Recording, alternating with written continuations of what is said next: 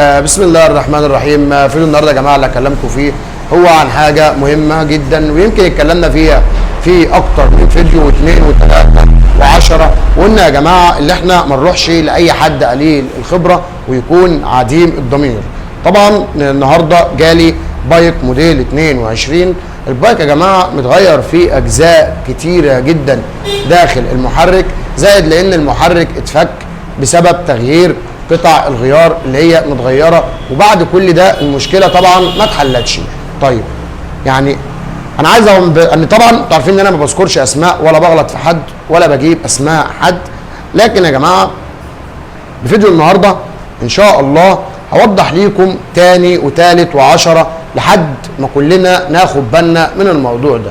ده بايك 22 راح لفني في التوكيل، غير له حلة الديسك، وغير الترس المناول بتاعه، وغير ترس اتزان، وغير عمود كامة، وغير بلية فلام اللي هي المفروض ان هي ما بيحصلهاش حاجة اساسا، لان هي ما عليهاش اي تشغيل او انها تضر او تصلح داخل المحرك.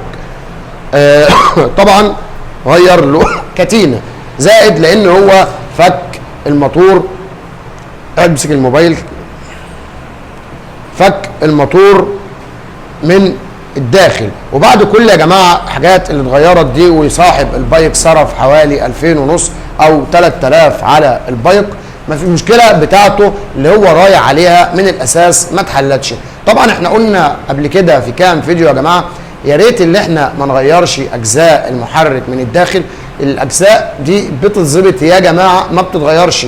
وقلنا في 40 فيديو ليكوا قبل كده ترس الاتزان في موديل 22 بينظبط ما بيتغيرش، مفيش كانش فيه داعي ان انا اغير جميع الاجزاء اللي احنا شايفينها مع بعض في الفيديو دي. زي ما احنا شايفين كده يا جماعه كل الحاجات دي مش متغيره. طيب عامل هنا حركه علشان يثبت لصاحب البايك، لان فعلا الكامه وحشه. عامل هنا بالصاروخ، واكل الجزئيه دي بالصاروخ نفس ما احنا شايفينها، الكامه عمود الكامه واكله بالصاروخ عشان يبقى هو كده بايظ، ويثبت لصاحب البايك لان هو كده فعلا الكامه بايظه. طبعا الحاجات يا جماعه اللي هي متغيره كلها زي حله الديسك او ترس الاتزان او الحاجات دي كلها، الحاجات دي كلها سليمه، كانش ليه داعي ان هي تتغير من الاساس. لكن ده طبعا بيكون ضمير وحسبنا الله ونعم الوكيل في كل واحد ما بيتقيش ربنا في اكل عيشه وفي لقمه عيشه، وبيتقيش ربنا اولا في الناس، لان ده يا جماعه الدنيا غاليه والدنيا صعبه على الجميع. فاصبح يا جماعه اللي احنا لازم نخاف على بعض، يعني اللي احنا نرحم بعد ربنا سبحانه وتعالى، اللي احنا نخاف على بعض، واللي احنا نهتم بشؤون بعض، زائد لان احنا عارفين لان الدنيا غاليه والدنيا صعبه طبعا زي ما قلت على الجميع. ما كانش له داعي ان انا اكلف صاحب البايك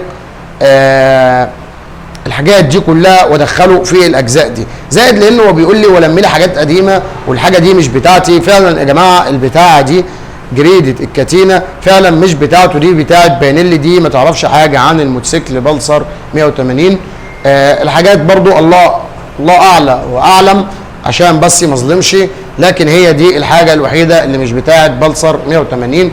اما الحاجه دي هو غيرها او ما غيرهاش دي حاجه الله ربنا اللي اعلم بيها مش انا.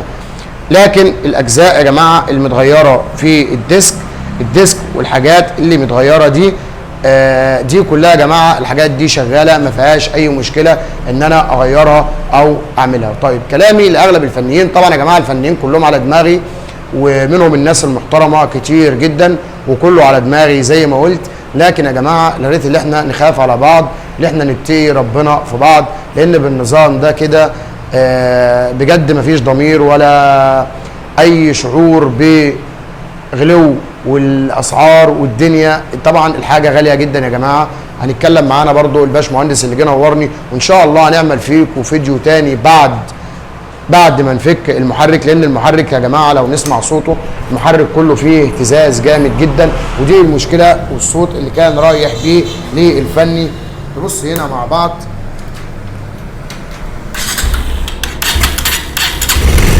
زي ما شايفين كده يا جماعه صوت يا محمد الكوبايه.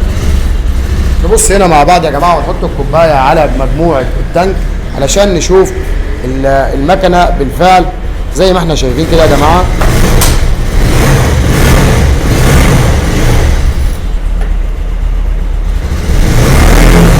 زي ما احنا شايفين كده الكوبايه. طبعا هنعمل الفيديو الثاني باذن الله بعد ما نعملها بدون ما نغير قطعه واحده، وهيتم ظبط المحرك بدون ما نغير اي شيء داخل المحرك.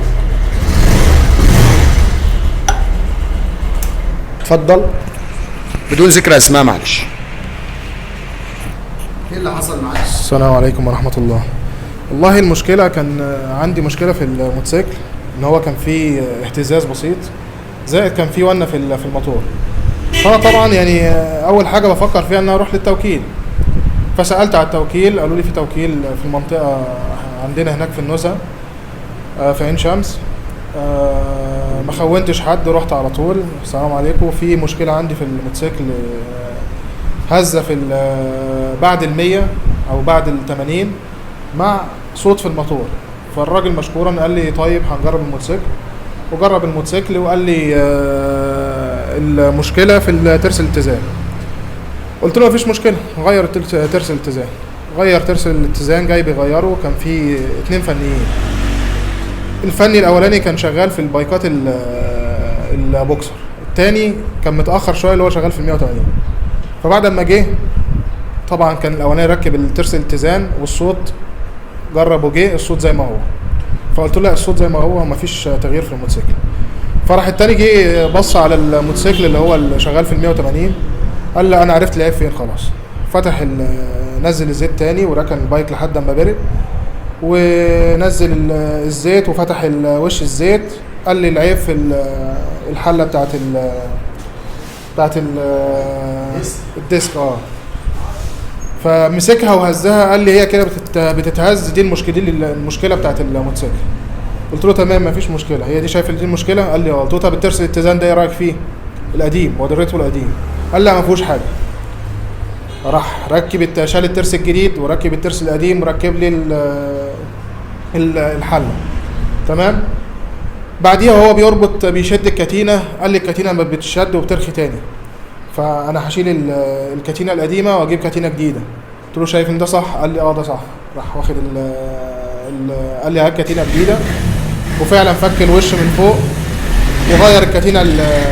وغير الكتينه القديمه بالكتينه الجديده. طبعا الموضوع خد وقت لان المسامير ما كانتش عاوزه تتفك، فسبت له الموتوسيكل لان كان عندي سفريه. وانا في السفريه لقيته بيتصل بيا بيقول لي البليه بتاعت اللي هي دي مش عارف اسمها بليه ايه، بليه شجره تقريبا، عاوزه تتغير. وقال لي العمود الكامل عاوز يتغير، وقال لي اللي هم بتوع دول ما اعرفش، بتوع شدادات الكتينه تقريبا تمام عاوزه تتغير. فقلت له يعني انت الحاجات دي كلها ما قلتلهاش وانا موجود ليه؟ قال لي احنا لسه مكتشفينها لما فتحنا الايه الموتور. فقلت له خلاص طالما انت شايف الكلام ده صح غيرها. طبعا كل ده بحسن نيه، ما فيش اي حاجه من ناحيتي، ما اعرفش ان هم غلطانين في حاجه او كلام كام. وبعد ما خلصت هل المشكله اتحلت؟ صرفت لحد دلوقتي 2500. هل المشكله اتحلت بعد لا والله لحد امبارح رحت له تاني وقلت له المشكله ما اتحلتش. قال لي خلاص يبقى انت كده لازم تغير ترس الاتزان اللي احنا كنا هنغيره في الاول. بعد ما غيرت الترس برضه امبارح بعد غيرت الترس المشكله زادت اكتر من الاول خالص. تمام. يعني الموتوسيكل بقى يتهز لدرجه ان وهو واقف مش وانا ماشي. زي ما سمعنا كده يا جماعه من الباشمهندس هو صرف قد ايه على المحرك، وزي ما قلنا لان البايك نفس المشكله اللي موجوده فيه ان شاء الله. زي ما قلنا في بدايه الفيديو اللي احنا هنحل المشكله بدون ما هنغير مسمار واحد باذن الله، وبعد كده هنتكلم برضو في الفيديو ونقول لكم المشكله كانت فين وحليناها في منتهى السهوله، لان زي ما قلنا البايك سهل على اللي فاهم له، صعب على اللي مش فاهم له. وبكده يا جماعه ده كان فيديو النهارده ليكم، ولو عجبكم ما تنسوش الاشتراك واللايك وتفعيل الجرس.